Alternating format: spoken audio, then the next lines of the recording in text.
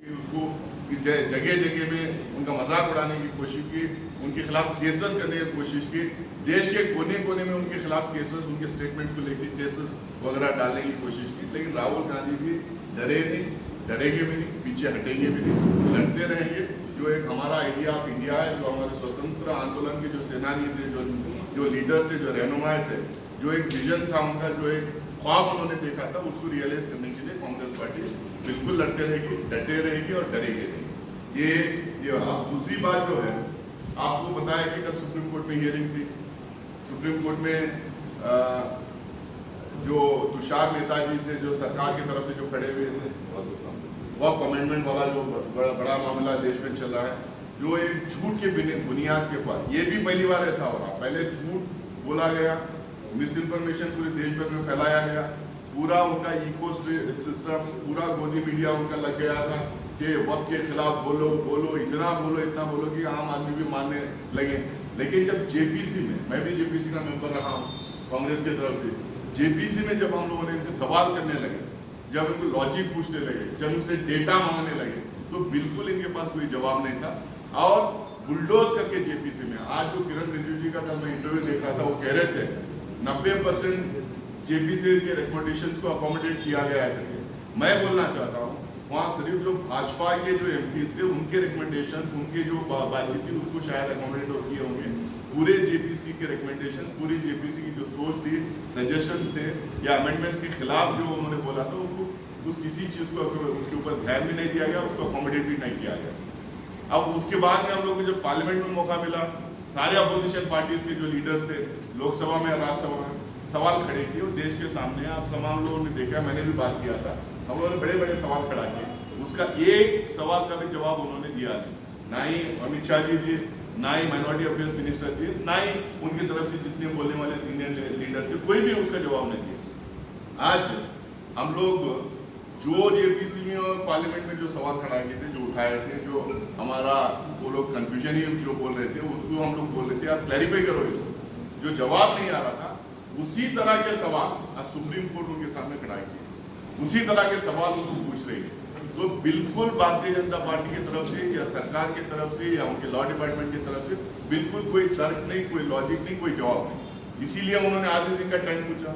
इंटीरियम order तो दे ही रहे थे, आप लोग सब लाइव स्ट्रीमिंग देख रहे थे उसको, इंटीरियम ऑर्डर दे रहे थे उसमें, लेकिन इन्होंने आधे दिन का टाइम पूछा, अगले दिन 1 दिन का टाइम पूछा, अगले दिन 2 बजे फिर हियरिंग थी।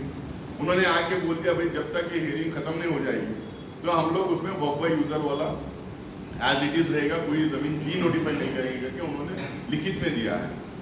दूसरा जो है, ये बोर्ड्स और काउंसिल्स को हम लोग बिल्कुल रिकॉन्स्टिट्यूट नहीं करेंगे जब तक ये हियरिंग नहीं हो जाती, ये दिया है। तीसरा, उसमें बाई एंड लार्ज कोर्ट के सामने ये बोला गया है एक हिसाब से वो स्टे ही है पूरे बिल में कि भाई जब तक ये डिस्पोज नहीं हो जाता है हम इसमें कोई अमेंडमेंट को इम्प्लीमेंट करने की कोशिश नहीं करेंगे, ये उन्होंने अब कहा है। अगर उनके पास जवाब होते, अगर उनके पास आंसर होते, जितना उन्होंने गलत फैलाए थे, मिस इन्फॉर्मेशन फैलाए थे, तो उसको लेकर अगर जवाब होते तो इनको लिखित में वहाँ पे देने की जरूरत ही नहीं पड़ती। तो आज उस पर भी बैकफुट पे है हम लोग, क्योंकि गुजरात में ग्रासरूट लेवल से कांग्रेस पार्टी को बिल्डअप करने का काम शुरू किया। हमारा एआईसीसी सेशन हुआ, कई हमारे प्रोग्राम्स हमें चलने लगे। बिहार का चुनाव आने वाला है, वक्त पे बैकफुट पे वो जा रहे हैं लगातार, तो अब उनको लग रहा है कि कुछ ना कुछ करना पड़ेगा, इसीलिए जो है ये वेंडला पॉलिटिक्स उन्होंने शुरू किया। ये 2 बड़े मसले नेशनल लेवल के हैं।